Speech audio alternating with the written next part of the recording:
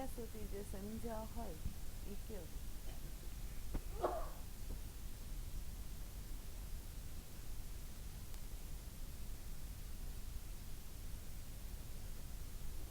તમે જે વિષય ચલાવ્યો ને એ વિષયમાં તમે જેટલું સમજાવો ને એ મને કહો કે આટલું અમે સમજ્યા.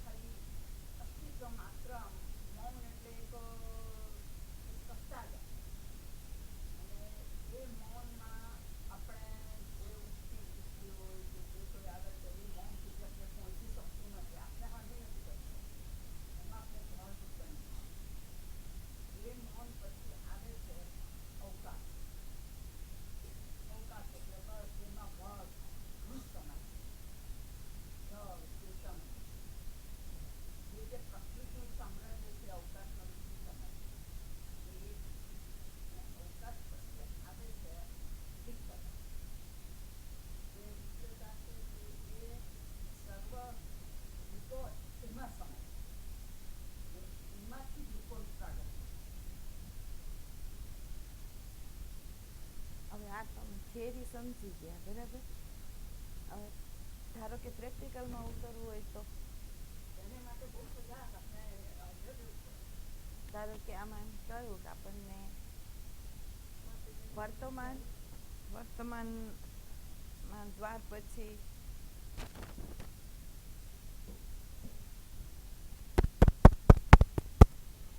આવ્યું.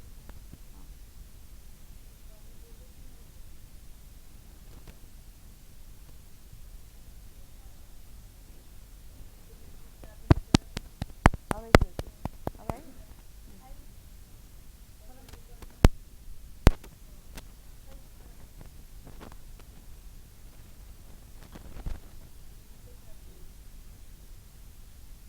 એને શું કહ્યું આપણને કે વર્તમાનમાં આવ્યા પછી પ્રગટમાં અપ્રગટના દ્વાર તરફ આપણે જોવું છે. વાત આમ છે. વાત શું છે? પ્રગટથી અપ્રગટમાં આપણે જોવું છે બરાબર. તો અપ્રગટમાં જવા માટે વર્તમાનનો દ્વાર મહત્વનો છે એમ એને ભાર આપ્યો બરાબર. હું એમ કહું કે પશુ પક્ષી વનસ્પતિથી માંડીને બધા વર્તમાનમાં તો છે જ બરાબર. તો વર્તમાનના દ્વારમાં તો એ લોકો છે, તો એ લોકો અપ્રગટ સુધી નથી જઈ શકતા એમ પ્રશ્ન છે. અને ધારો કે તમે વર્તમાનના દ્વારમાં આવી જાઓ તો શું તમે અપ્રગટમાં પ્રવેશ કરી જશો?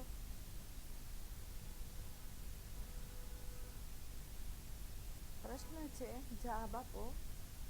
પશુ પક્ષીથી માંડીને બધા વર્તમાનના દ્વારમાં જ છે. એ લોકોની અંદર ભૂતકાળ કે ભવિષ્ય નથી બરાબર. તો એ લોકો અપ્રગટમાં જઈ શકશે?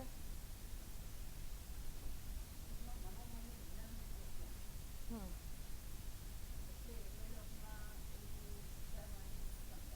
હમ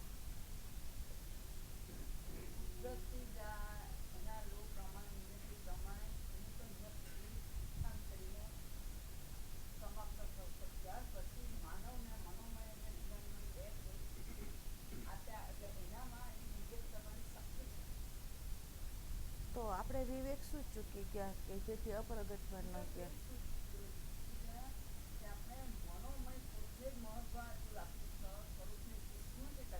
હમ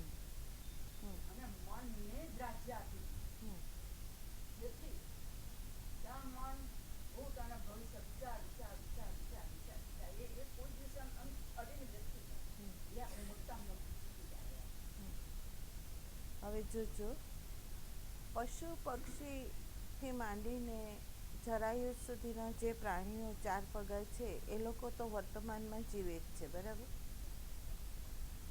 એની અંદર મન, બુદ્ધિ, ચિત્ત નથી. આ ત્રણ વસ્તુ એની અંદર વિકસેલી નથી, બરાબર? વિકસેલી નથી એટલે વર્તમાનમાં તો છે, એની અંદર અહંકારનું અસ્તિત્વ નથી. એટલે ઉત્ક્રાંતિના માધ્યમ દ્વારા એ માનવ સુધી આવી ગયા, બરાબર?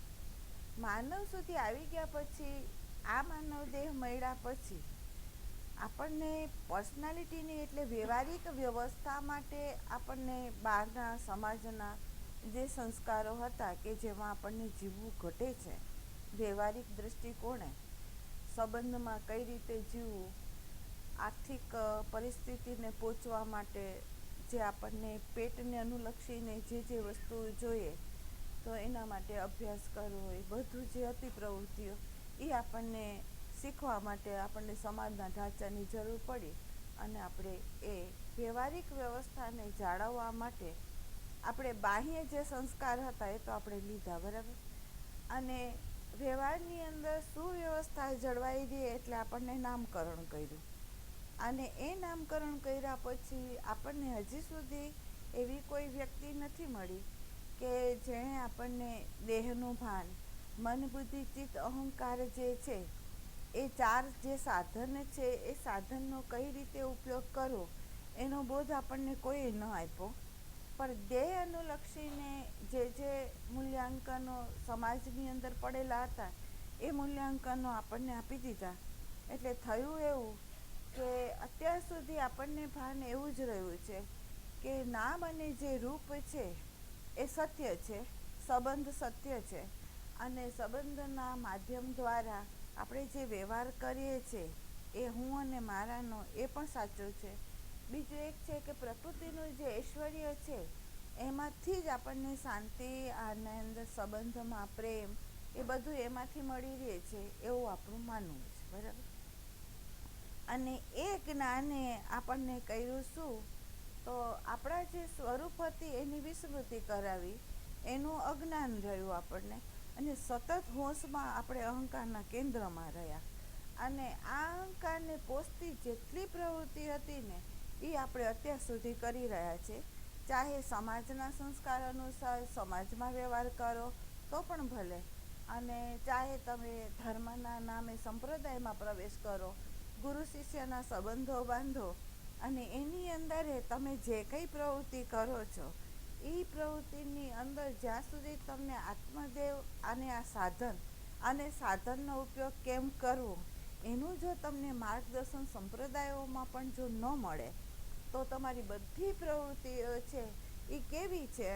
તો ધારો કે સમાજના ઢાંચામાંથી તમે છૂટી જાઓ તો બીજો જે ઢાંચો છે એ ઘન રૂપે સ્થાપિત થાય છે આપણી અંદર, અને આપણને અહંકારની પોષતી પ્રવૃત્તિઓ જે મળે છે એ પોષતી પ્રવૃત્તિની અંદર આપણો અહંકારને આપણે ઘન બનાવીએ છીએ.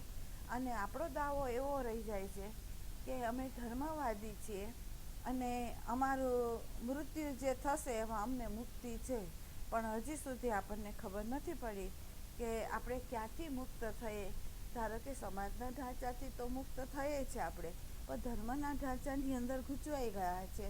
તો આપણને ખરેખર એમાં જતાંય આપણને મુક્તિ મળી ખરી?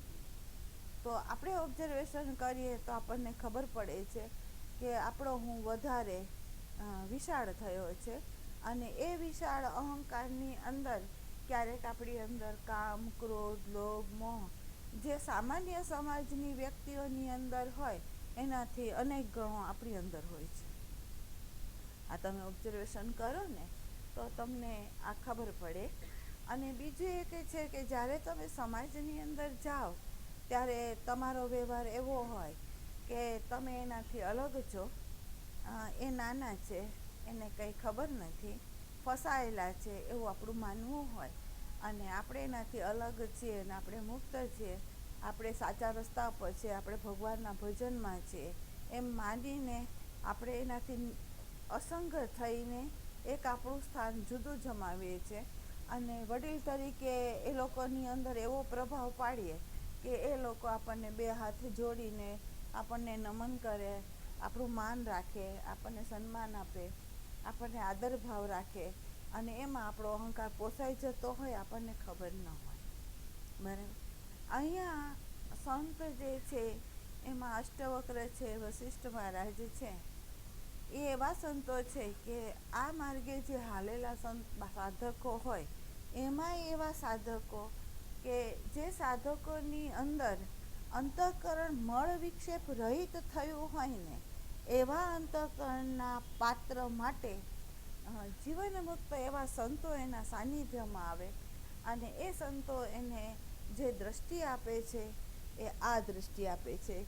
જેમ આપણને ગીતામાં કહ્યું કે જ્યાં સુધી અર્જુનની અંદર અનેક પ્રશ્નોના વાવાઝોડાઓ હતા ત્યાં સુધી એ શ્રી કૃષ્ણને શ્રવણ નથી કરી શક્યા. સામે ને સામે પ્રશ્ન કરતા જ રહ્યા છે અને એ પ્રશ્નની અંદર ભગવાનના જવાબની અંદર વિરોધાભાસ એણે બતાવ્યો છે. બરાબર. પણ 9મા અધ્યાયમાં ભગવાને એને કહ્યું છે કે અર્જુન, હવે તું એવો પાત્ર છો કે જે પાત્રની અંદર અત્યારે જે અંતઃકરણ છે એ અનસૂયવે થયું છે, એટલે રાગ દ્વેષ રહિત થયું છે, શુદ્ધ થયું છે, અંદર હવે કોઈ જ્ઞાત વસ્તુ નથી રહી, એટલે તું જ્ઞાતથી વિસર્જન તારી અંદર થયું છે. તો હવે હું તને જે જ્ઞાન આપીશ એ જ્ઞાન કેવું હશે તો કે વિજ્ઞાન સાથે, અનુભવ સાથે આ હું તને બોધ કરું છું અને એ બોધને તું ગ્રહણ કર. બરાબર. અને એ ગ્રહણ કરી લીધા પછી અર્જુન એમ બોલ્યા છે, કરીશે વચનમ તવ. એણે શું કીધું કે હવે તમે મને જે કહેશો ને એ હું કરીશ. અહીંયા બતાવે છે કે એનો અહંકાર સમર્પિત થઈ ગયો. બરાબર. તો અહીંયા આપણને એમ કહેવામાં આવે છે કે અપ્રગટના દ્વાર તરફ આપણે ગતિ કરવી છે. બરાબર. એટલે એણે એમ કહ્યું કે વર્તમાનનો જે દ્વાર છે એ દ્વાર આપણે ચૂકી ગયા છે. આપણે ક્યાં ઊભા છે તો કે કાં ભૂતકાળમાં છે, કાં ભવિષ્યમાં છે, પણ વર્તમાનની અંદર નથી. અને ધારો કે આપણે વર્તમાનની અંદર હોઈએ તો પણ આપણી ઇન્દ્રિયો, વિષયો એ વર્તમાનની અંદર છે, આપણો આત્મદેવ વર્તમાનની અંદર છે, પણ જોડતી જે કડી છે, વ્યષ્ટિ અને સમષ્ટિની અંદર જોડતી જે આ મનોવૃત્તિ નામની જે કડી છે એ કેવી છે તો એ ભૂતકાળમાં વહી જાય છે, અથવા એને કોઈ વિષયની અંદર આસક્તિ હોય તો એ અહીંયા વહી જાય છે, ક્યાંક ચિત્ત ચોંટી ગયું હોય તો એ ત્યાં વહી જાય છે. પણ જેમાં એ ઊભું છે આ દેહ અને વિષયોની સન્મુખ ઊભું છે ત્યાં એ ઊભું રહેતું નથી. બરાબર. એટલે અંતરંગ ઇન્દ્રિયો અને બહિરંગ ઇન્દ્રિયો અજ્ઞાનના કારણે એ ભટકી ક્યાં રહી છે તો કે ચૈતન્યની સત્તાના આધારે આ પ્રકૃતિની અંદર જે પ્રગટ થયું છે એ પ્રગટ કેમાંથી થયું છે તો એમ કહેવામાં આવે છે શૂન્યમાંથી પ્રગટ થયું છે. જે કંઈ પ્રગટ થયું છે એ શૂન્યમાંથી પ્રગટ થયું છે. બરાબર. અને પ્રગટ થયું છે, પ્રગટની પાછળ એક કારણ છે, કારણ વગર કોઈ કાર્ય ઘટે નહીં. બરાબર. તો કારણ શું છે તો અજ્ઞાન કારણ છે. બીજું એક છે તમારી પાછળ એક વિચાર એવો છે કે જે વિચારના માધ્યમ દ્વારા આપણે કલ્પના કરીએ છીએ અને કલ્પના કર્યા પછી આપણે એને ગતિ આપીએ છીએ અને ગતિ આપ્યા પછી આપણે કર્મમાં પ્રવૃત્ત થઈએ છીએ અને જ્યાં ખાલી જગ્યા હોય ત્યાં આપણે સર્જન આપણી કલ્પના અનુસાર કરી દઈએ છીએ. બરાબર. તો હતું કંઈ નહીં, ત્યાં એમટી હતું અને એ એમટીમાંથી પ્રગટ થયું. તો ક્યાંથી પ્રગટ થયું તો કે તમારું જે જ્ઞાત હતું એમાંથી એક વિચાર ઉઠ્યો, વિચારે કલ્પના કરી અને કલ્પનાના માધ્યમ દ્વારા આપણે આ ઇન્દ્રિયોના માધ્યમ દ્વારા બહિરંગ ગયા અને આપણે એને સર્જન કર્યું. બરાબર. બીજું એક છે કે તમને એમ કહેવામાં આવ્યું છે કે શુક્રાણુ બુંદ જ છે, એની અંદર કંઈ જ નથી. બરાબર, અંદર ડેટા છે. જોજો, અંદર ડેટા છે, એટલે એક વિચાર નામના અંદર ડેટા છે. આની ડેટા અનુસાર આપણે આ બોડીનું સર્જન થાય છે. જે શૂન્ય એમાંથી આ સર્જન થઈ ગયું. બરાબર, સર્જન થયું એ માતાની કલ્પના અનુસાર ઘાટ ઘડાયો છે. માતાના કલ્પના અનુસાર એની અંદરથી વિચાર સ્થપાયેલા છે. માતાની કલ્પના અનુસાર અંદર ભાવના સર્જન થયા છે. અને જ્યારે બારે બાળક આવે છે ત્યારે માતાનો અમુક ભાગનો અંશ જે છે, એના વિચારોનો, એના ભાવોનો, એનું કલ્પનાનું, એની અંદર પડેલા પરિબળનું એ બાળકની અંદર સ્થાપિત થઈને જ બાળક બહાર આવે છે. બરાબર, બધો વિચારોનો ખેલ છે. અને વિચાર કરે છે શું? તો કે અજ્ઞાન કાળે કંઈ જ નથી, એમાંથી એ સર્જન કરે છે. બરાબર, તમને ખ્યાલ હોય તો જાદુગરનું જે સ્ટેજ હોય, એ જાદુગરની સ્ટેજની અંદર જાદુગરની ચતુરાઈથી તમને ખ્યાલ હોય તો સ્ટેજ ઉપર કંઈ જ ન હોય, અને છતાં એ એવી દૃષ્ટિ તમારી અંદર નાખી દે કે તમને એવી રીતે પેલું કરી દે કે ત્યાં કંઈ ન હોય તો વૃક્ષે બતાવી દે, કંઈ ન હોય તો ફૂલોનું સર્જન કરી દે, કંઈ ન હોય તો કાપીને કટકા કરી દે, કંઈ ન હોય તો કાપાયેલા કટકાને એક કરી દે. અને જ્યારે તમે ત્યાં જોવા જાઓ તો ત્યાં કંઈ જ નથી, એની હાથની ચાલાકી છે. બરાબર, એમ અહીંયા તમે જુઓ તો જેમ સ્વપ્નની અંદર કંઈ જ નથી, છતાં તમારી જે વાસનાના જે બીજો છે એ પ્રમાણે તમારી કલ્પનાઓ છે, અને કલ્પનાઓ અનુસાર સ્વપ્ન સર્જન થઈ જાય છે. અને સર્જન થઈ ગયા પછી તમે જ્યારે જાગો છો ત્યારે કંઈ જ નથી. બરાબર, તો જેમાંથી ઉત્પન્ન થયું એમાં જ એ વસ્તુ લય થઈ જાય છે. બાકી જે ચૈતન્ય દેવ છે એની અંદર કંઈ જ નથી.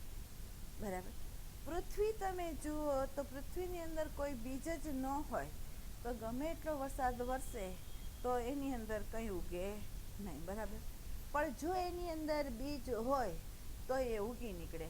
તો એનો અર્થ થયો કે પ્રકૃતિની અંદર જે સર્જન થાય છે એ સર્જન કારણ કાર્ય વગર નથી થતું, કંઈક અંદર છે અને એમાંથી એ સર્જન થાય છે. બરાબર, અને જેમાંથી એ સર્જન થાય છે એમાં જ એનું વિસર્જન છે. એ તમારે વધારે સમજવું હોય તો જેમ આપણે એમ કહીએ કે આંબાના બીમાંથી આખો આંબો ફૂલો ફાયલો ને ફળ્યો, અને પછી એની અંદરથી અનેક આંબાની કેરીઓ આવી અને પાછી બીના રૂપમાં જ ગઈ.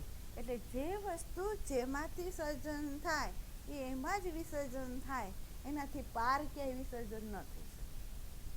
બરાબર, તો હવે આપણે અપ્રગટના દ્વાર તરફ જવું છે. બરાબર, વર્તમાન પશુ પક્ષીની અંદર હતું, પણ એની અંદર મન બુદ્ધિ નથી કે જે એનું ઓબ્ઝર્વેશન કરે, એને જુએ, એમ એની અંદર નહોતું. બરાબર, તો વર્તમાનની અંદર લાવવા માટે આપણી પાસે સાધનો તો છે.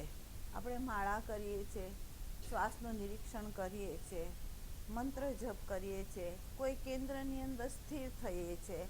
બરાબર, પ્રાણના માધ્યમ દ્વારા એટલે શ્વાસના નિરીક્ષણના માધ્યમ દ્વારા આપણે વર્તમાનમાં તો આવીએ છીએ, પણ વર્તમાનની અંદર આપણે એકમાં એકાગ્ર તો થઈએ છીએ, પણ જે ઓબ્ઝર્વેશન કરવાનું છે એ આપણે કરતા નથી.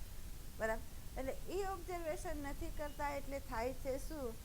તો કે જે દ્વાર મનનો ખુલવો જોઈએ એ દ્વાર ખુલતો નથી. જો અપ્રગટ જ રહે છે વસ્તુ.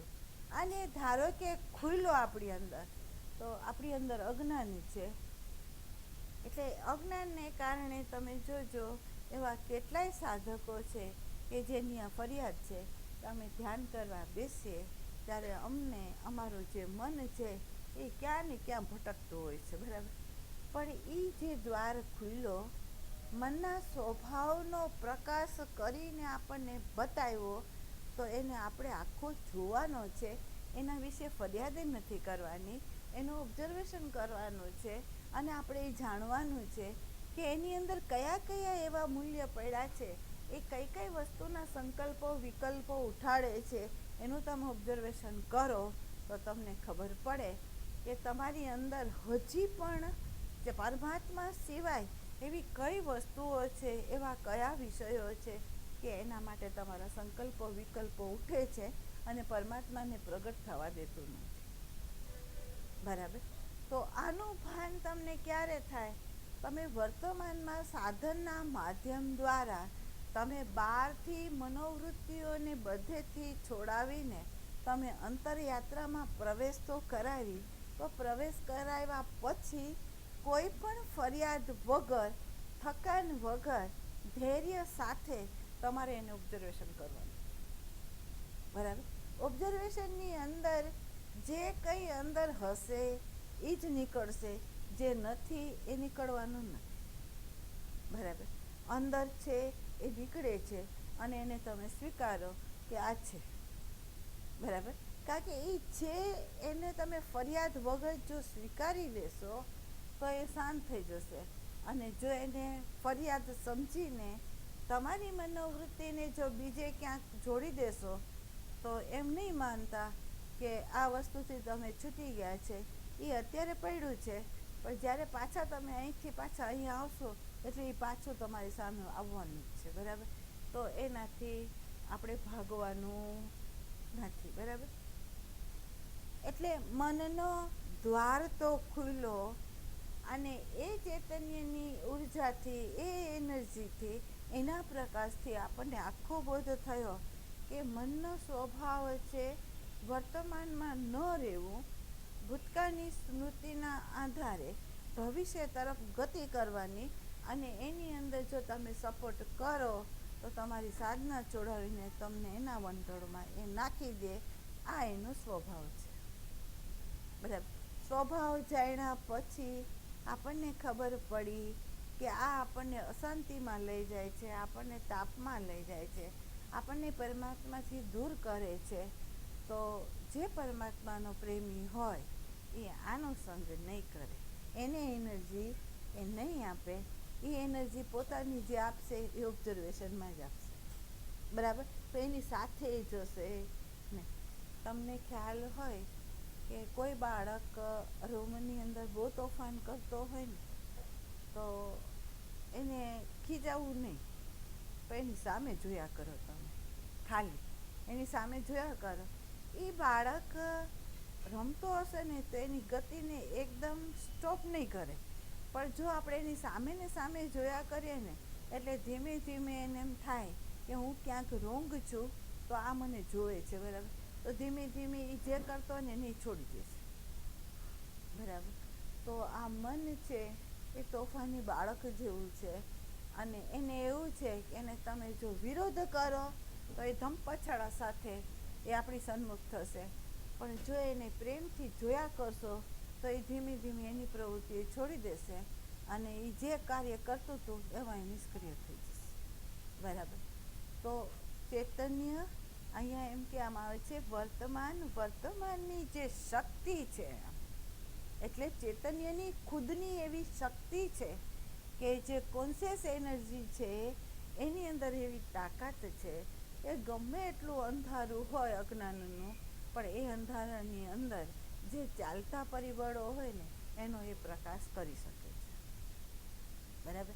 તો એણે આપણને આખા મનના દ્વારને ખોલીને, જે અત્યાર સુધી બહિરંગ આપણે હતા તો આપણા માટે અપ્રગટ હતું, અને જ્યારે આપણને ખબર પડી ત્યારે એ પ્રગટ થઈ ગયું. એની સામે અંતરયાત્રામાં આપણે ગયા તો પહેલો દ્વાર જે ખુલ્લો ને એ આ મનોમયનો ખુલ્લો. બરાબર. અને એ ખુલ્લો ત્યારે એના આખા પરિબળને આપણે જાણ્યું, અને એમાં આપણને સંગ એનો કરવો નહોતો એટલે આપણે એને છોડી દીધો. આપણે યાત્રા આગળ ચાલુ રાખી. બરાબર. જેવા આપણે આગળ ગયા તો આપણને ખબર પડી કે દરેક બાબતની અંદર તમે પ્રકૃતિને જોતા હોય તોય ભલે, તમે પશુ પક્ષીને જોતા હોય તોય ભલે, તમે સંબંધમાં વ્યવહાર કરતા હોય તોય ભલે, તમે સત્સંગમાં ગયા તોય ભલે, તમે ગુરુની સન્મુખ ગયા તો પણ ભલે, તમે પરમાત્માની સન્મુખ ગયા તો પણ ભલે, આ બુદ્ધિએ એક કામ કર્યું, અને એ કામ એ કર્યું કે જો તમે એનું ઓબ્ઝર્વેશન કરો તો એનો સ્વભાવ છે કે એના જ્ઞાતમાં જે છે ને એ જ્ઞાત અનુસાર સામે વ્યક્તિને જોવે છે, એનું નામકરણ કરે છે, અને નામકરણથી અટકતું નથી, એના વિશે અભિપ્રાય આપી દેશે. બરાબર. અને અભિપ્રાય આપીને તમારી અંદર તમને સ્થગિત ક્યાં કરે છે, તો તમને ખબર પડે છે કે જો ઓબ્ઝર્વેશન હોય તો આપણને ખબર પડે છે કે આ બુદ્ધિનો જે ચંચુપાત છે એ મને વનસ્પતિ જે રીતની છે એ રીતે જોવા દેતો નથી. પ્રકૃતિનું દ્રશ્ય જે સુંદર છે એને એ જોવા નથી દેતું. વ્યક્તિ હોય તો વ્યક્તિને એ જોવા નથી દેતું. વિષયો હોય તો વિષયો વાસ્તવિક જે રીતે છે એને એ જોવા નથી દેતું. પણ નામકરણ કરી, અભિપ્રાય આપી આપણને એનાથી એના મૂળ રહસ્ય સુધી વંચિત કરી દે છે. અને એનું જે અભિપ્રાય હોય એમાં આપણને સ્થગિત કરી દે છે અને આપણને એ વિષયનો સંગ છોડાવી દે છે. આપણને શોધ થવા દેતું એ નથી. કોણ નથી થવા દેતું? તો આ બુદ્ધિ. અને એ આપણને ક્યારે ખબર પડે કે આપણે આ કોન્શિયસ એનર્જીના પ્રકાશમાં આપણે એને જોઈએ તો. બરાબર. અને આ પ્રકાશની અંદર આપણને શું ખબર પડે? તો બુદ્ધિ એ જ જ્ઞાન આપે કે જે જાણતું હોય ને એ જ. પણ જે વસ્તુને એ જાણતી ન હોય ને એના જ્ઞાનને એ આપણી સન્મુખ અભિવ્યક્ત ન કરે. બરાબર. તો જ્ઞાતો હોય ત્યાં સુધી એ સરખામણી કરે છે, અભિપ્રાય આપે છે, અધ્યારોપ કરીને આપણને શોધ નથી કરવા દેતું. એનો બોધ આપણને ક્યારે થાય કે આપણે ઓબ્ઝર્વેશન કરીએ અને એના સંગમાં ન આવીએ, અસંગ થઈને એનું નિરીક્ષણ કરીએ તો પછી આ બુદ્ધિ જે છે એ ક્યાંથી આવી? અનુભવમાંથી આવી, સાંભળેલામાંથી આવી, કોકે કીધું એમાંથી આવી, સંસ્કાર થોપાયેલા હતા એમાંથી આવી. આ આપણને જો ખબર પડે તો આપણે એનાથી અસંગ થઈએ. અને અસંગ થઈએ તો આપણી અંદર જે વિચારોની હારમાળાઓ જે છે ને એના જે મૂલ્યાંકનો છે ને એ તો જ તૂટે એમ છે ને તો નથી તૂટે. એટલે વિચાર શૂન્ય જે અવસ્થા જે છે અહીંયા કહેવાનો ભાવાર્થ એવો છે કે ધારો કે આત્માનો જેને બોધ થાય તો એને વિચાર ના આવે? તો કે વિચાર તો આવે. વિચાર તો એવા છે કે ખુદના ન હોય, પણ જેમ આપણે એમ કહીએ ને કે રેડિયો ચાલુ કરીએ તો એના એન્ટીના છે બીજા તરંગોને પકડતું હોય. બરાબર. છેલ્લે ઘોંઘાટ પવનનો મૂકી દે અંદર, ઘુર્રાટી અંદર આવે. બરાબર. અને કોઈ કાંટો ક્યાંક મૂકી દીધો હોય તો સ્ટેશને પકડાવે. બરાબર. તો સંતની આસપાસ અનેક વ્યક્તિઓ આવે છે, અનેક વ્યક્તિઓના અનેક પ્રકારના વિચારો હોય અને એનો ઓપન દ્વાર છે. તો એની અંદર એ વિચારોના તરંગો તો પકડાતા જ હોય અને આવતા ને જતા હોય. પણ સંતની અંદર સજાગતા છે, અસંગતા છે. તો એ શું કરે છે? તો કે વિચારને સ્પર્શ સુધા નથી કરતો, જોઈ લે છે. ના નથી, એ જોવે છે, પકડતો નથી. જો એના વિશે અભિપ્રાય આપતો નથી. અને શું કરે છે? ને એટલી ખબર પડી કે અહીંથી વિચાર આવ્યો એ વયો જશે. કારણ કે આપણે એને સ્થાન નથી આપતા, એને મૂલ્ય નથી આપતા, એને પકડવા નથી માંગતા, તો એ વયા જાય છે. બરાબર. તો અહીંયા વિચાર શૂન્યની જે અવસ્થા છે એનો અર્થ એવો થાય છે કે વિચાર સાથેનું તાદાત્મ્ય તૂટે છે. વિચારનું મૂલ્યાંકન જે આપણે આપતા હતા એ છૂટી જાય છે. એટલે વિચાર શૂન્ય થઈ જાય છે. શું થયું? વિચાર તો આવશે, પણ વિચાર પ્રત્યેનું જે મૂલ્યાંકન આપણે આપતા હતા એ મૂલ્ય આપણે તોડી નાખ્યું. બરાબર. અને વિચાર સાથે આપણે તાદાત્મ્ય ન થયા તો શું થયું? તો કે એ વિચારની એવી શક્તિ નથી કે એ આપણને પકડે અને આપણને હેરાન કરે. પણ આપણે એને પકડ્યું જ નથી તો એ એની રીતે એના સ્થાનમાં એ જતું રહે છે, કારણ કે આપણે એને સ્થાન આપતા નથી. એટલે એનું મૂલ્યાંકન જે તોડી નાખવું, એની સાથેનું તાદાત્મ્ય તોડી નાખવું ને એ વિચાર શૂન્યતા છે. બરાબર. તો અહીંયા બીજો જે દ્વાર છે એ આ બુદ્ધિનો ખુલે છે અને એની અંદર વિચારોની હારમાળાઓ કઈ રીતે ક્યાંથી આવે છે, એના ક્યાં મૂળ પડ્યા છે એનો આપણને આખો બોધ થાય છે. અને એનું પરિણામ શું છે? તો એ આપણને ખબર પડે છે કે વિચારનું કામ છે જ્યાં કાંઈ ન હોય ને અહીંયા ઊભું કરવું. વિચારનું કામ શું છે? જ્યાં કંઈ જ નથી અને ત્યાં કલ્પના કરીને એને ઊભું કરવું, આ એનો સ્વભાવ છે. એવી આપણને ખબર પડી તો આપણે વિચારનો સંગ છોડી દીધો. બરાબર? તો એ થઈ વિચાર શૂન્યતા. બરાબર? હવે એ દ્વારમાંથી આપણે અહીંયા એ ઓરડામાં આપણે ઊભા નથી રહ્યા, આપણે આગળ જઈ રહ્યા છે. તો એની અંદર એ અંતરદ્વારની અંદર પ્રવેશ કરી રહ્યા છે. તો ચિત્તનો એક એવો પ્રદેશ આવે છે કે જે ચિત્તની અંદર એનો સ્વભાવ એવો છે કે જેની સાથે જોડાઈને એવા આકારે બને. ચિત્તનો સ્વભાવ કેવો છે? તો જેની સાથે જોડાય એ એવા આકારે બને, એના બધા ગુણધર્મને પ્રગટ કરી દે અને આપણી અંદર એને પ્રગટ કરીને આપણને એનો અનુભવ કરાવી દે. આ ચિત્તનો સ્વભાવ. જેમ આપણે એમ કહીએ, ચિત્તને ખરેખર કોઈ રૂપ નથી, ચિત્તને ખરેખર કોઈ રંગ નથી, ચિત્તની અંદર કોઈ વસ્તુ અધ્યારોપ થયેલી નથી. પણ જો એને તમે જવા દો તો એ જેના સંગમાં જાય ને એ આકારે ધારણ કરે અને ધારણ કરી એના ગુણધર્મને આપણી અંદર પ્રગટ કરે અને વ્યક્તિ જે રીતની હોય ને એ રીતનું આપણને અહીંયા ઘૂમરીઓ એ લાવે અને આપણને એ ઘૂમરીમાં નાખી દે. આ એનો સ્વભાવ. બરાબર? તો એ ચિત્તનો આખો જે સ્વભાવ છે એ ચિત્તને ક્યાં જોડવું, કોની સાથે એને રમવા દેવું, ક્યાં એને લગાડવું, એ તમને બુદ્ધિ કોણ આપે છે, દ્રષ્ટિ કોણ આપે છે? તો કે સત્સંગના માધ્યમ દ્વારા આપણને એક દ્રષ્ટિ મળી. શું? તો કે વર્તમાન જે છે એની સાથે એને જોડવાની છે. કોને? આ ચિત્તવૃત્તિને એને સ્તંભ આપવો છે આપણે. તો એ કોના સાથે એનો સંગ કરાવવો છે? તો કે આત્માની સાથે એને સંગ કરાવવો છે. અને એ આત્માની સાથે સંગ કરાવ્યા પછી એ જેવો આત્માનું સ્વરૂપ છે ને એવું સ્વરૂપ એ લેશે. બરાબર? તો આત્માની અંદર કંઈ જ નથી તો આ ચિત્ત પણ બતાવશે કંઈ જ નથી. બરાબર? અને એ ચિત્તના અંદર ચૈતન્ય દેવનો પ્રકાશ જે થાય છે, ચૈતન્ય દેવનો જે બોધ છે, એ બોધના માધ્યમ દ્વારા આપણા અહંકારનું નામરૂપવાળો જે અહંકાર છે એનું આર પાર દર્શન પ્રકાશ કરીને કોણ બતાવશે? તો કે આ. કેમ? તો ચૈતન્યની ઉર્જાને ઝીલે છે આ ચિત્ત. બરાબર? એમ કહેવામાં ચિત્ત ચૈતન્ય વિલાસ કરે. તો એ ચિત્ત જે છે ચૈતન્ય સાથે જોડાય છે. એનો જે સ્વભાવ ચૈતન્ય દેવનો છે એ સ્વભાવ આનો બને. બરાબર?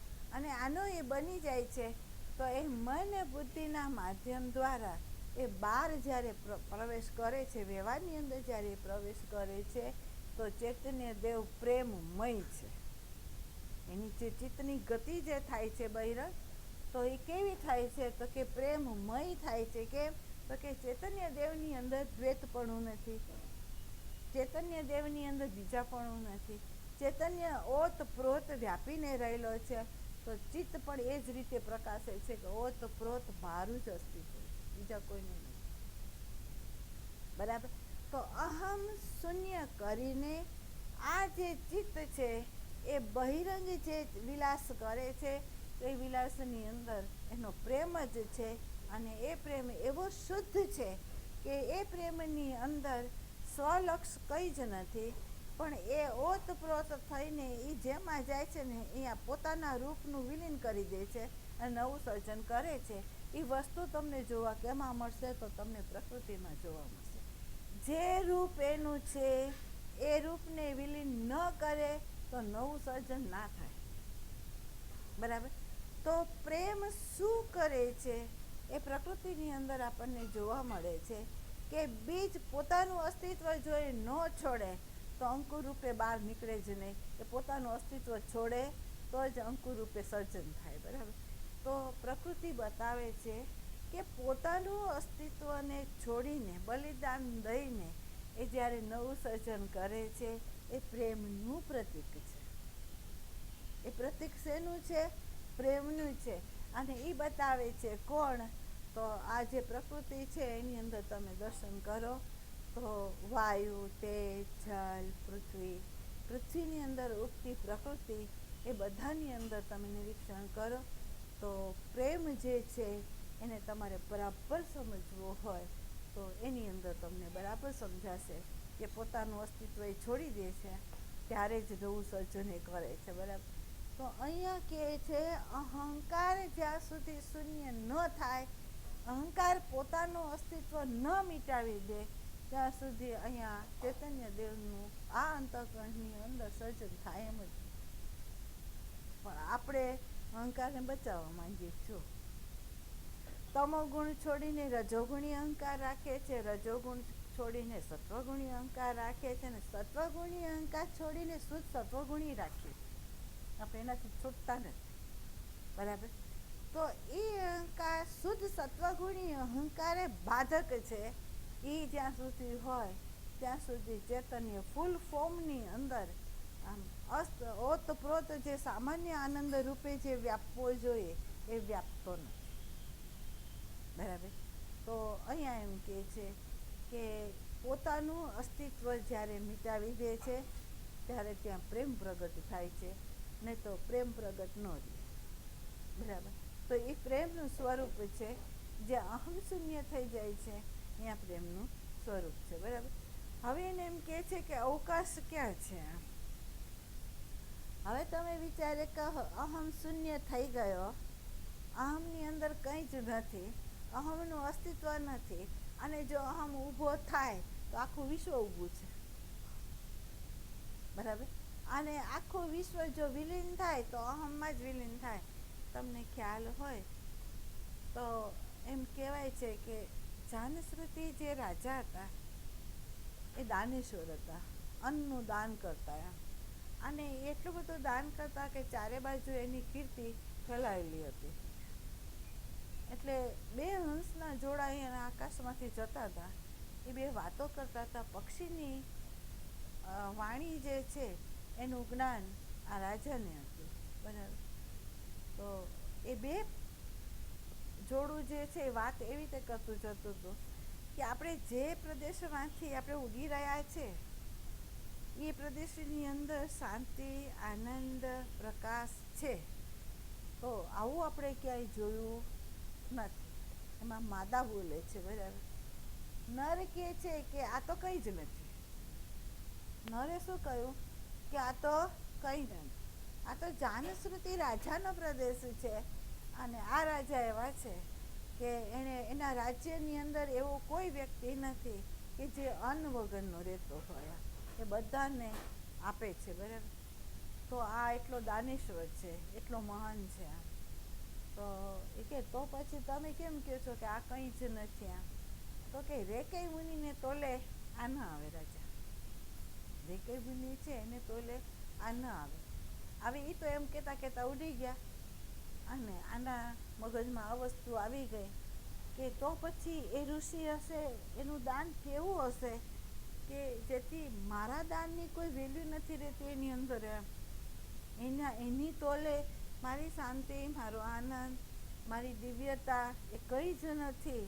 એમ જે નર પક્ષી બોલ્યું તો નક્કી એને શોધવા જોઈએ કે એવું એની પાસે શું છે, એ કયું એવું દાન કરે છે કે જેથી એનું મૂલ્ય વધી ગયું છે. એટલે એને મંત્રીને કહ્યું તો મંત્રીએ કીધું કે એવા ઋષિ જે હોય એને તમે આશ્રમમાં શોધવા માંગો તો ન મળે. મંત્રી આગળના તો મંત્રી એવા ચતુર હતા, તો એણે કીધું તમે જો એને આશ્રમમાં શોધવા માંગો તો એ આશ્રમમાં નહીં મળે. એને શોધવા અઘરા પડે, અને એને શોધવા માટે આપણે સામાન્ય થઈને જવું પડે, અને બધે એને શોધવા પડે. એ કાંઈ જે આપણી દૃષ્ટિની અંદર છે એ રીતે એ નહીં હોય.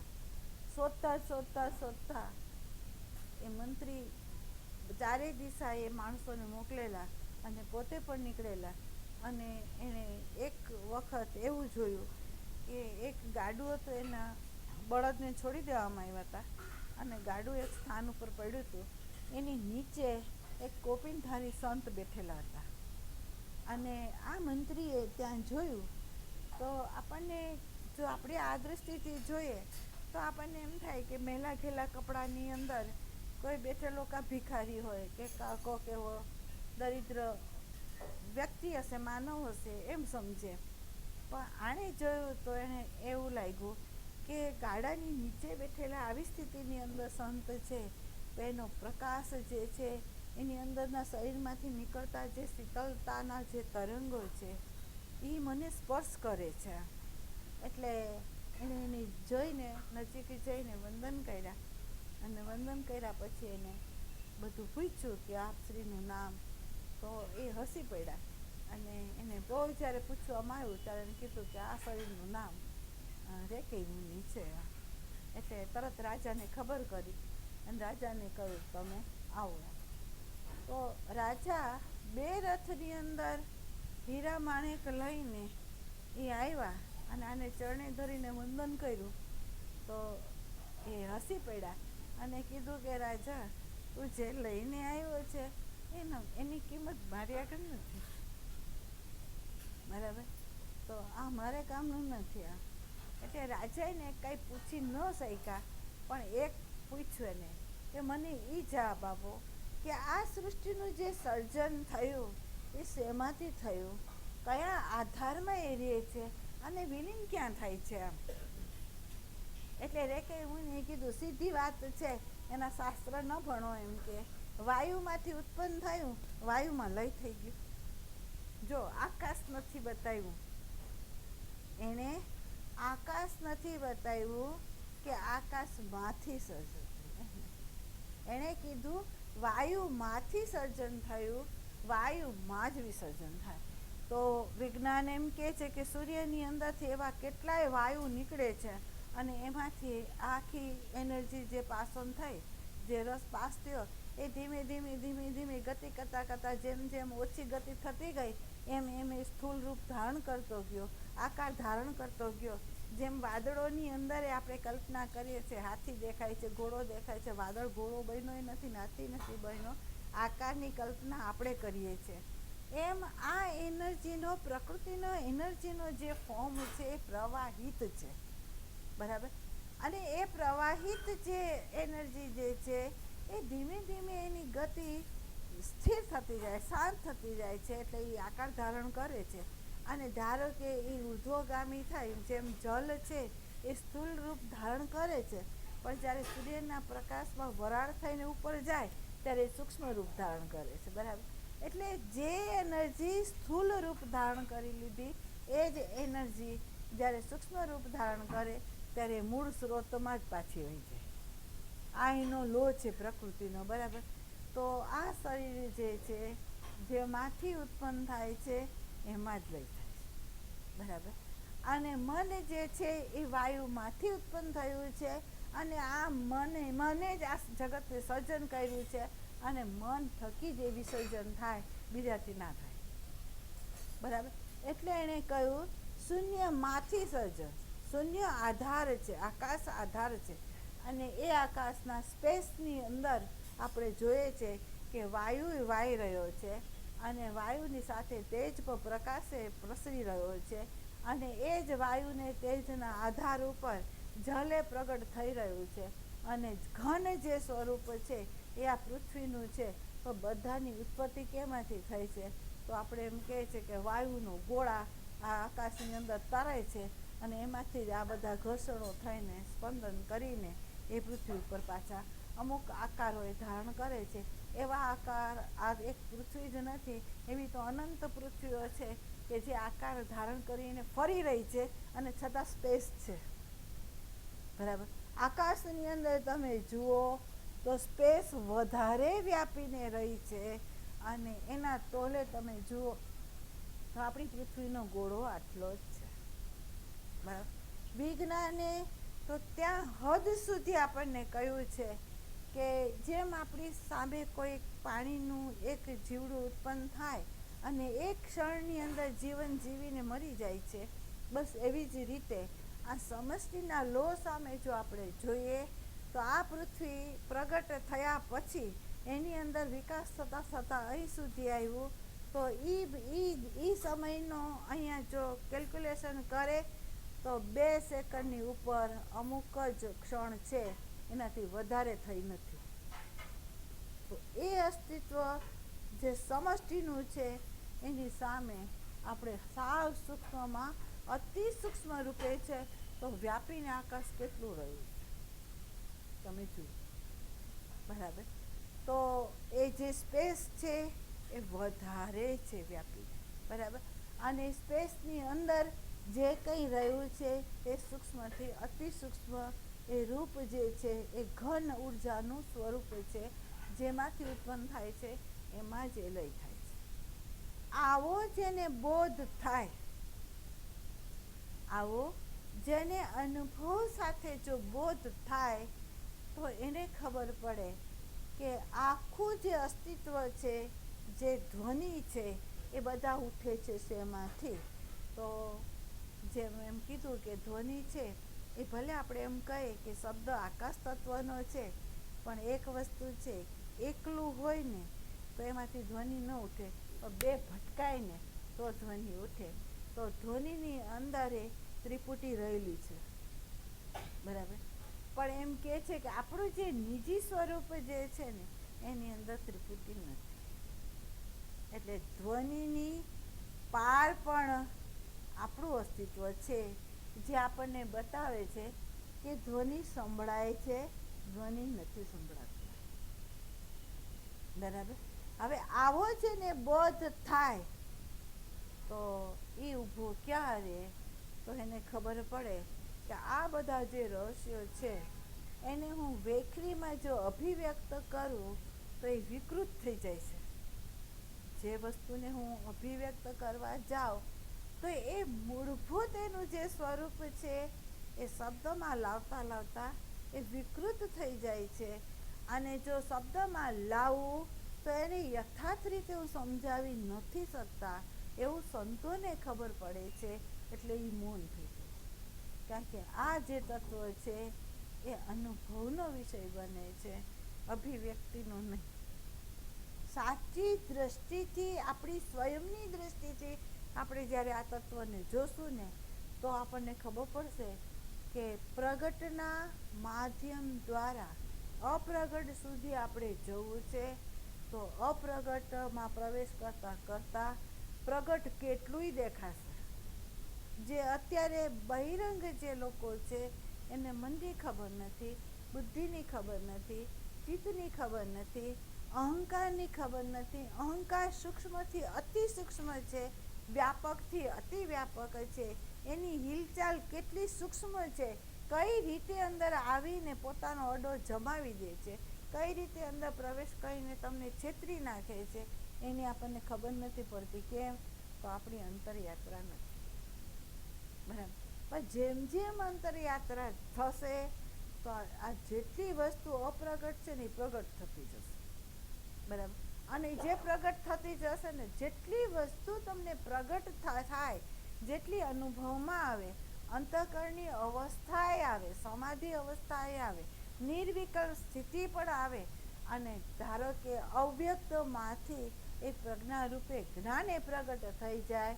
એ જ્ઞાન ભલે વ્યક્તિત્વનું ન હોય, સમષ્ટિનું હોય, પણ એ પણ બાધક છે એવો જેને બોધ થઈ જાય, એ ક્યાં પ્રવેશ કરે તો સાચો જે અપ્રગટ હતો ને ત્યાં એ વળી જાય, ત્યાં સુધી એ ન જઈ શકે.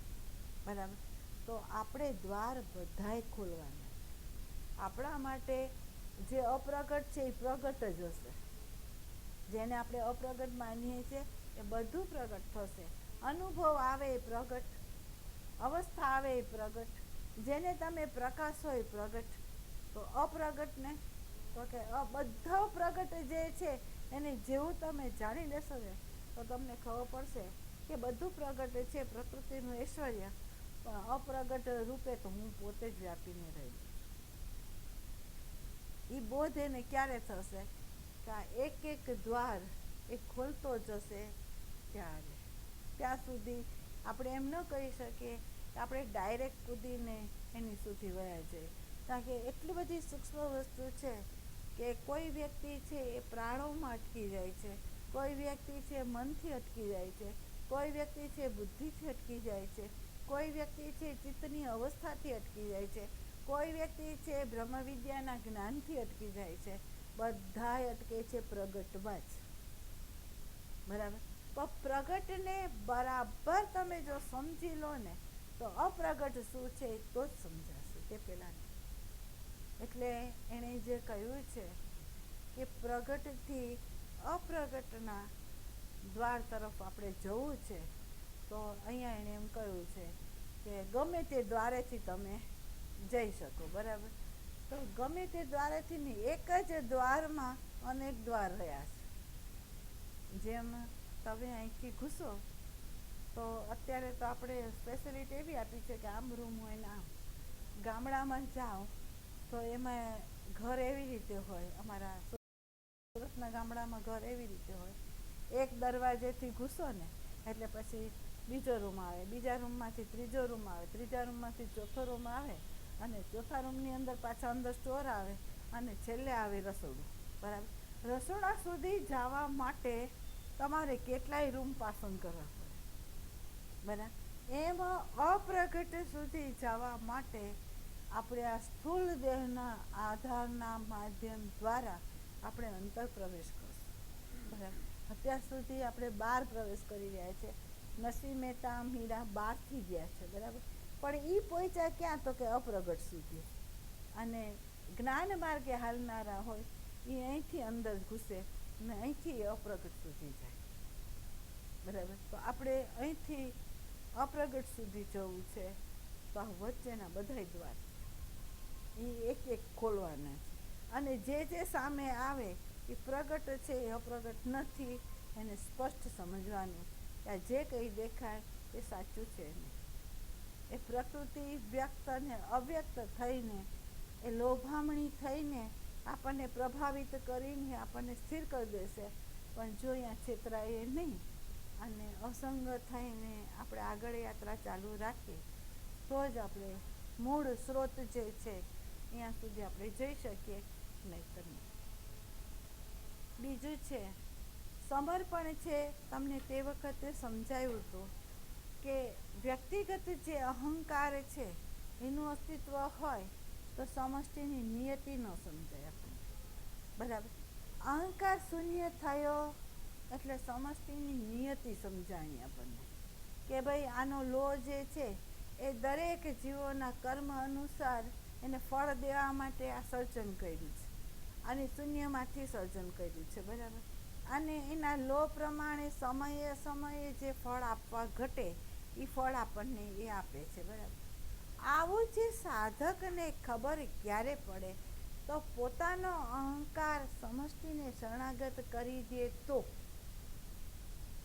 એક મોટી સત્તાને એ શરણાગત કરે તો એને સમષ્ટિની નિયતિ સમજાય. અને સમષ્ટિની જ્યારે એને નિયતિ સમજાય ને તો એનો અહંકાર પછી ક્યારે ઊભું ન થાય. બરાબર. તો એક મોટી સત્તાને શરણાગત ભક્ત થાય છે, શિષ્ય ગુરુને શરણાગત થાય છે, અને પછી આ નિયતિને સમજે છે. બરાબર. સમજે છે એટલે એને ખબર પડે છે કે મારો અહંકાર અહીંયા કોઈ કામનો નથી, એ લાચાર જ છે. બરાબર. તો એ છોડી દે.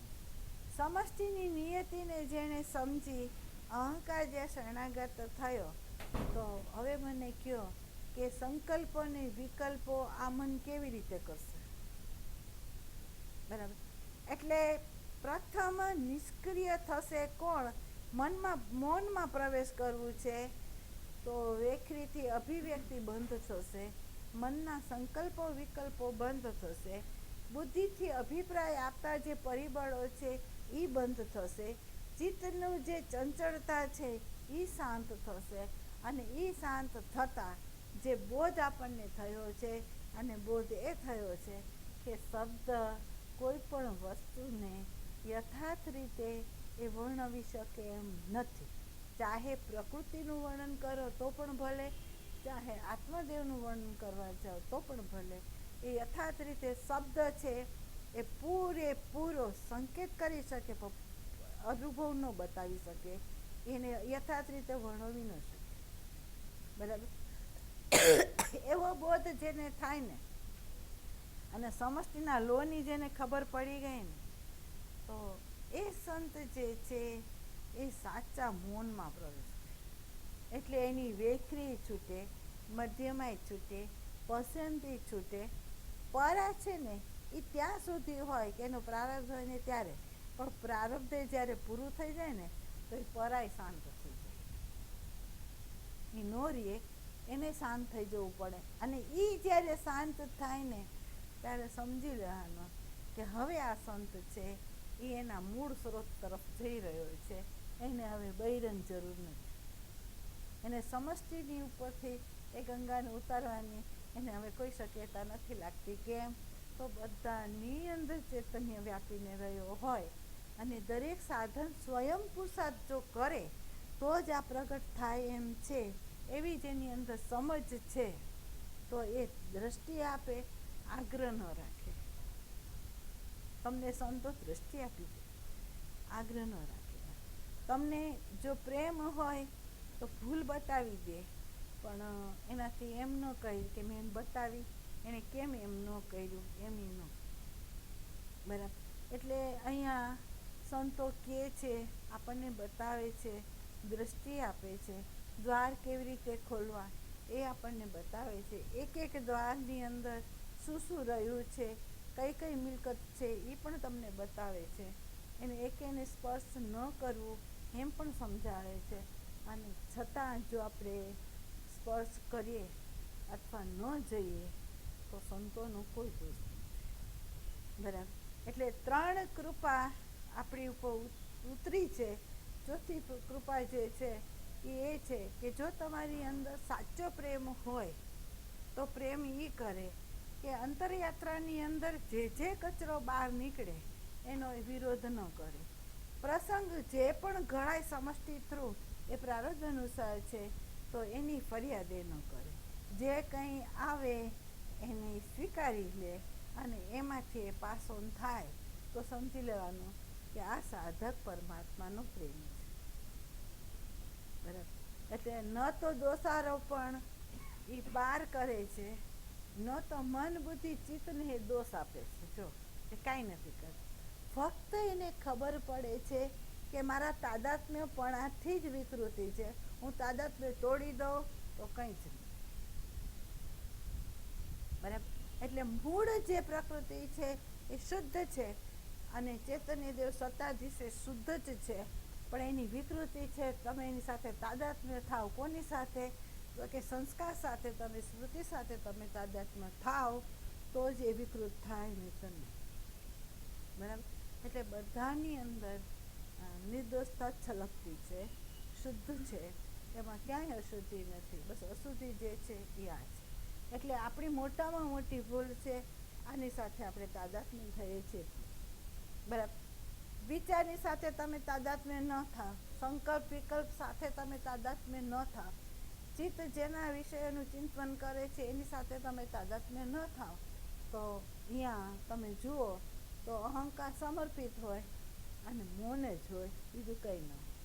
સ્પેસ જ હોય, ત્યાં શૂન્યતા જ હોય. એ શૂન્યતાની અંદર કોઈ કલ્પના ન હોય. બરાબર. પણ ક્યારે? આ તમે તાદાત્મ્ય તોડી નાખો તો.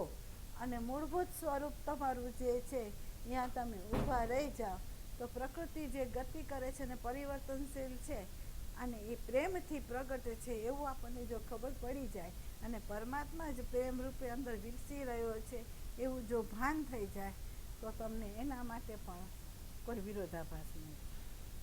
બરાબર. તો એની અંદર સર્જન વિસર્જન, સર્જન જે વિસર્જન છે એ પોતાનું રૂપનું વિસર્જન ન કરે તો નવું સર્જન ના થાય.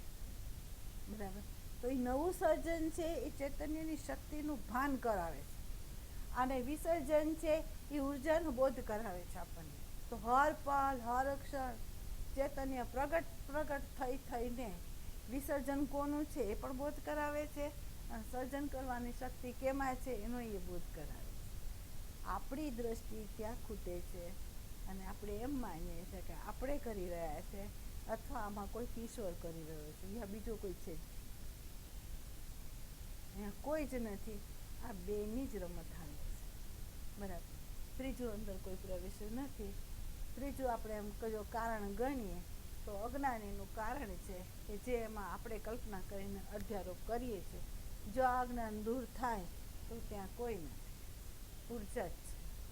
જેમ આપણને ખબર પડે કે જલમાંથી બરફ થાય ને બરફમાંથી જલ થઈ જાય એવું બોધ થઈ જાય, તો એક વ્યક્તિ એમ કે ભાઈ જલ પાણી હતું ઠંડુ થઈ ગયું છે એટલે ઘન થઈ ગયું, અને એક વ્યક્તિ એમ કે ભાઈ આ પાણી નથી બરફ છે, તેમાં ઝઘડા થાય.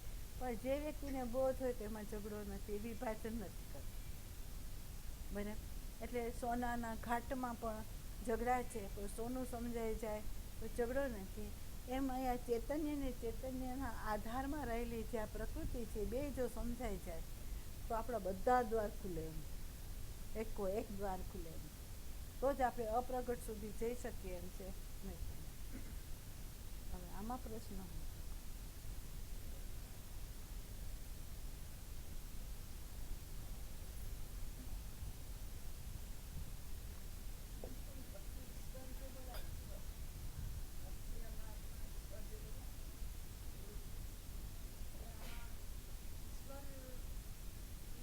એટલે વ્યક્તિગત હું જે છે ને, ચૈતન્ય વાળો હું કહું છું, વ્યક્તિગત હું છે એને આપણે જીવ કહીએ છીએ, અને વ્યક્તિથી સમષ્ટિનો જે હું છે ને એને આપણે ઈશ્વર કહીએ છીએ.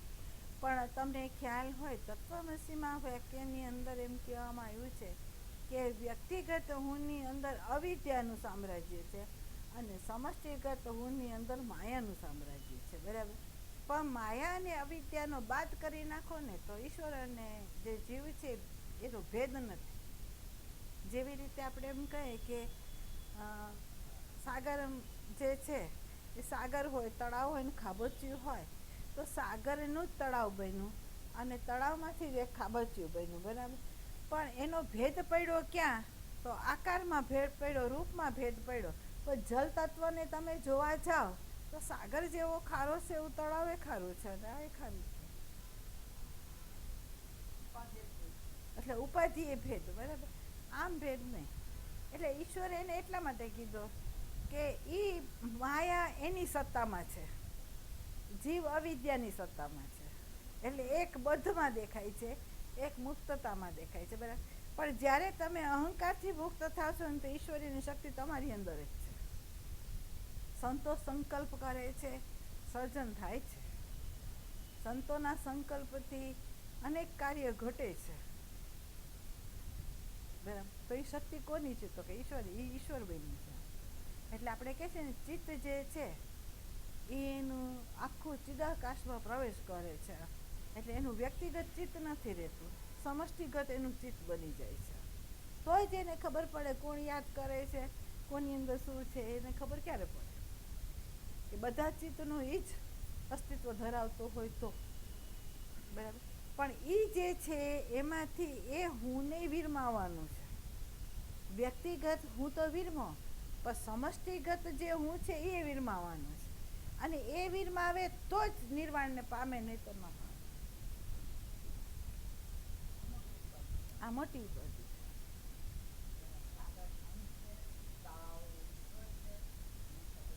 જીવ છે બસ. એટલે એક અવિદ્યાના આધીન છે. બરાબર. ઈશ્વર માયાને આધીન નથી, એ માયાને રમાડી રહ્યો છે. એટલો ફેર છે. એટલે વિશેષ ઉપાધિએ જીવ ઈશ્વર બ્રહ્મ આપણે કીધો છે. પણ હકીકતની અંદર જો ઉપાધિનો તમે બાદ કરી નાખો તો એના સિવાય કંઈ છે નહીં. બંનેનો બાદ થાય છે. બંનેનો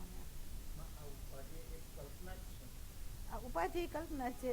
જેમ તમે એમ કહો ને કે એક એમ સમજો કે 5 તોલા સોનાની અંદર કોકે હાર બનાવ્યો, બંગડી બનાવી, વીંટી બનાવી, ભેદ કર્યા એને. પણ સોનું દ્રષ્ટિકોણ કઈ જ એક જ છે બધામાં વ્યાપેલું. એટલે ઉપાધિ એ ભેદ લાગે. આમ નહીં. આપણે ઘણી વખત કહીએ છીએ ગંગાના પ્રવાહની અંદર એક લોટાનું પાણી ગંગાનું બહાર કાઢ્યું અને આપણે એમ કહીએ કે આ લોટામાં ગંગા છે, તો પેલી પ્રવાહિત છે એ શું છે? એ ગંગા જ છે.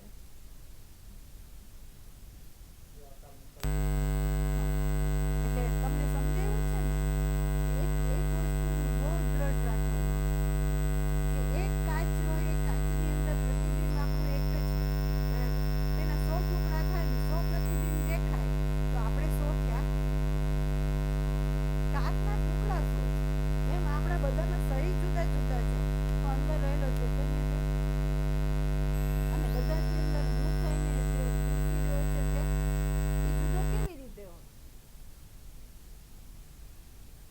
તમે દ્રઢ કરો એમ, એ વસ્તુને દ્રઢ કરો. ખરેખર કઈ રીતે ભેદ છે, કઈ રીતે અભેદ છે, તો આપણે સમજી લેવાનું કે ઉપાધિ એ ભેદ છે અને દ્રષ્ટિકોણે જોઈએ તો અભેદ છે. બરાબર.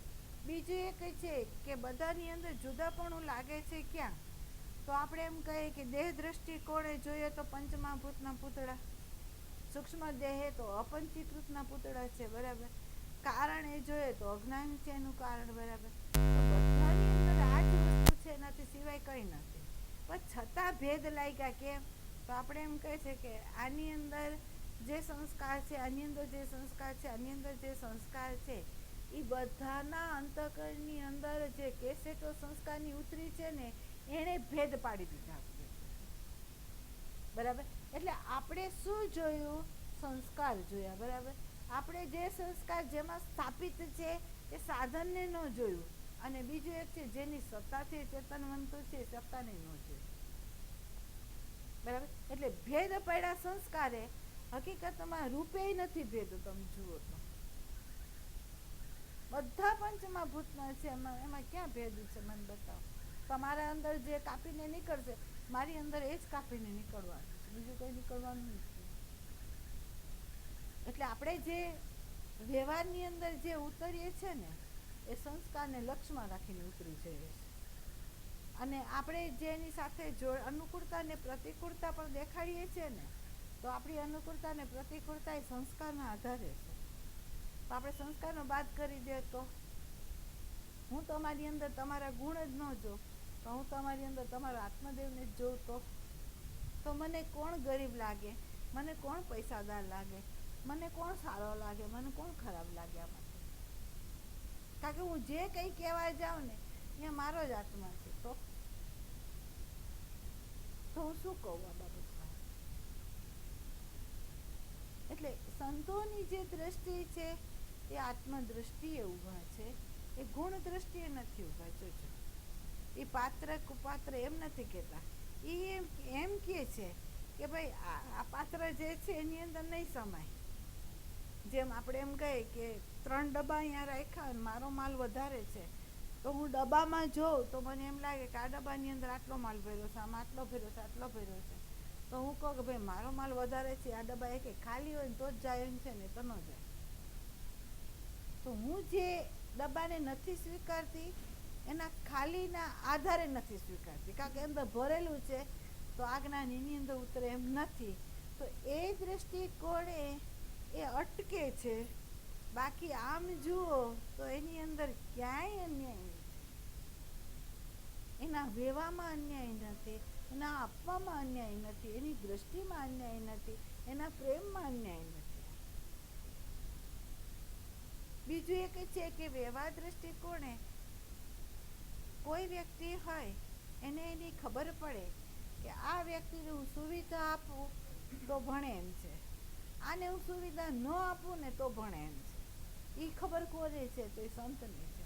તો અમુકને એ સુવિધા આપે, અમુકને એ ના આપે. બરાબર. અમુકની સામે સતત ઊભો રહે અને અમુકની સામે ઊભા રહેવા જ ન તૈયાર થાય. તો એમ કેમ? જેની આગળ નથી ઊભા રહેતા એ એને અન્યાય કરે છે, તો આપણે એમ કહીએ કે ના, એને અન્યાય નથી કરતા. કેમ? તો એ એવું બાળક છે કે એને ઓળખી ગયું છે. બરાબર. એક બાળક એવું છે નાદાન છે, નથી ઓળખતું, તો એની પાસે એ સતત રહે. નબળું બાળક હોય એની આગળ મા બાપ સતત ધ્યાન દે, સબળ બાળક હોય તેનું ધ્યાન એ ન દે. એટલે માતા પિતાનો પ્રેમ કંઈ કમ છે એમ આપણે ન કહી શકીએ. એમ કુદરત જે છે, તત્વ જે છે, એ પ્રગટ થાય છે. તો જે લોકો ખરેખર એની અંદર પુરુષાર્થ કરે છે તો એની અંદર પ્રગટ થઈ જાય છે. એની અંદર એ વસ્તુ નથી કે આમાં પ્રગટ થવું ને આમાં ન થવું, એમ નથી. તમારો પ્રેમ ક્યાં છે? તમે કઈ બાજુ તમારી યાત્રા છે? અંતરંગ છે કે બહિરંગ? એ જુએ છે.